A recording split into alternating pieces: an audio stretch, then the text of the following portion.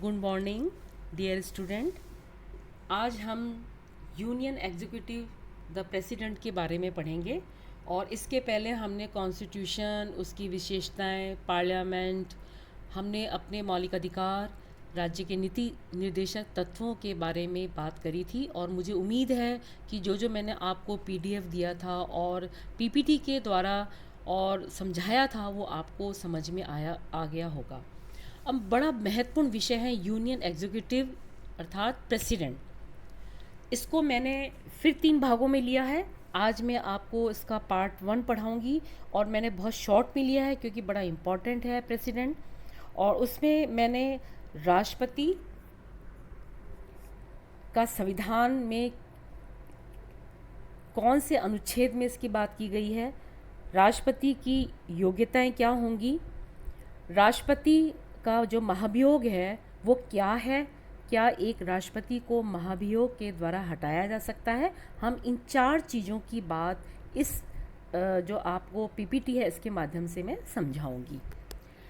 तो भारतीय जो संविधान में ये कहा गया है कि भारत का एक राष्ट्रपति होगा और संघ की कार्यपालिका शक्ति राष्ट्रपति में निहित होगी और इसका प्रयोग संविधान के अनुसार स्वयं तथा अधीनस्थ पदाधिकारियों द्वारा किया जाएगा।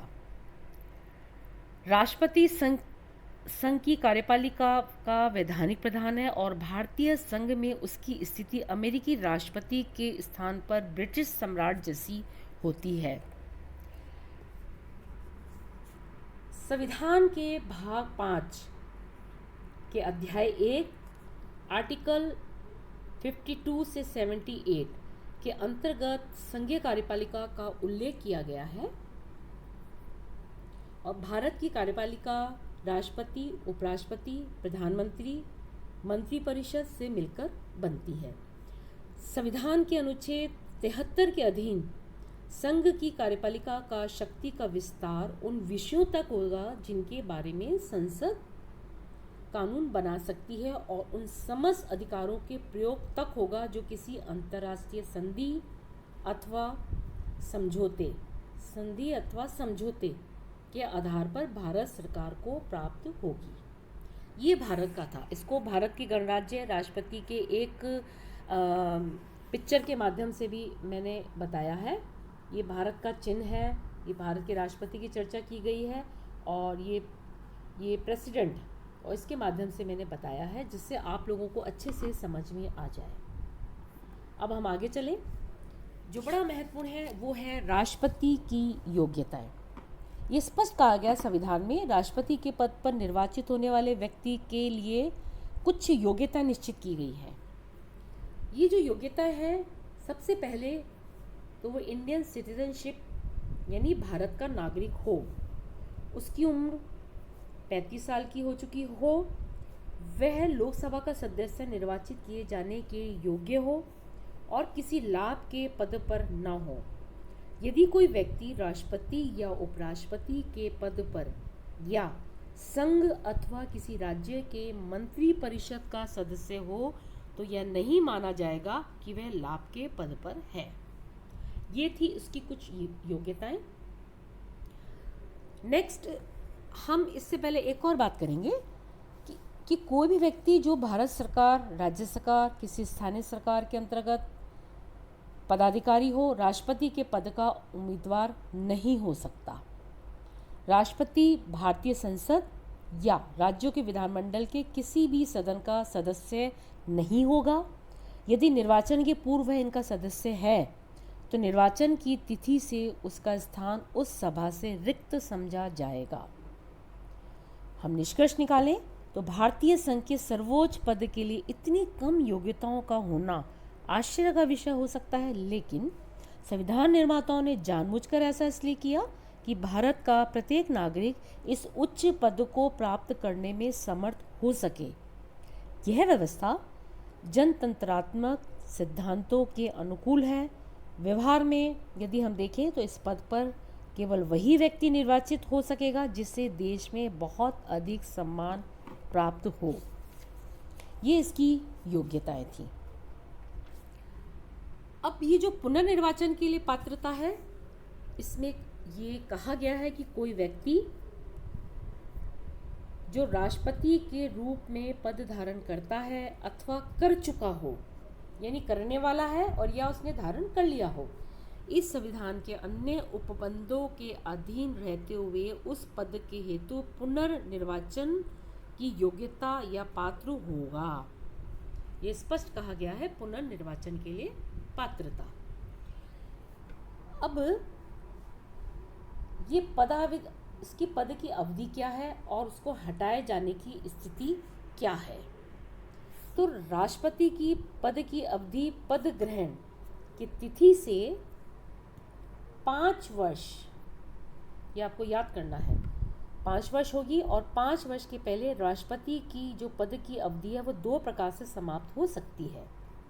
एक तो उपराष्ट्रपति को संबोधित अपने हस्ताक्षर सहित लेख द्वारा, महाभियोग की प्रक्रिया द्वारा संविधान के उल्लंघन के आरोप में हटाए जाने पर, या राष्ट्रपति अपने पद की अवधि समाप्त हो जाने पर भी तब तक पद धारण करता रहेगा जब तक कि उसका उत्तराधिकारी अपना पद ग्रहण नहीं कर लेता।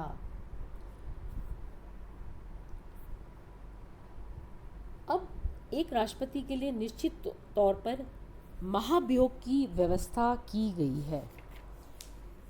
हम इसको छोटे से प्रक्रिया के द्वारा समझेंगे कि भारत के राष्ट्रपति का कार्यकाल 5 वर्ष है, किंतु भारतीय संविधान के अनुच्छेद 61 के अनुसार राष्ट्रपति के द्वारा संविधान का उल्लंघन किए जाने पर संविधान में दी गई पद्धति के अनुसार उस पर महाभियोग लगाकर उसे उसके पद से हटाया जा सकता है। ये महाभियोग एक न्यायिक प्रक्रिया है जो संसद में चलाई जाती है। संसद का कोई भी सदन राष्ट्रपति पर संविधान के उल्लंघन का आरोप लगाएगा तो दूसरा सदन उन आरोपों की जांच करेगा या करवाएगा। लेकिन इसके साथ एक चीज और शर्त है, वो ये है कि ऐसा आरोप तब तक नहीं लाया जा सकता जब तक 14 दिन की लिखित सूचना देकर सदन की कुल सदस्य संख्या के कम से कम 1/4 सदस्यों ने हस्ताक्षर करके प्रस्तावना अंतर्विष्ट करने वाला संकल्प प्रस्तावित नहीं किया हो।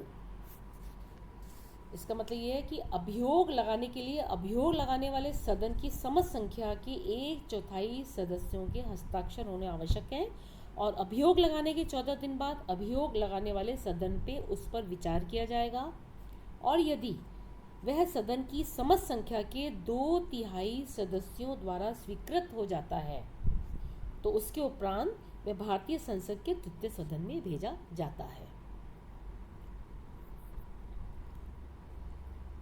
अब दूसरा सदन इन अभियोगों की या तो जांच स्वयं करेगा या एक समिति नियुक्त करेगा, और राष्ट्रपति को अधिकार है कि वह सदन में स्वयं उपस्थित होकर या अपने किसी प्रतिनिधि द्वारा महाभियोग की जांच में हिस्सा ले सकता है।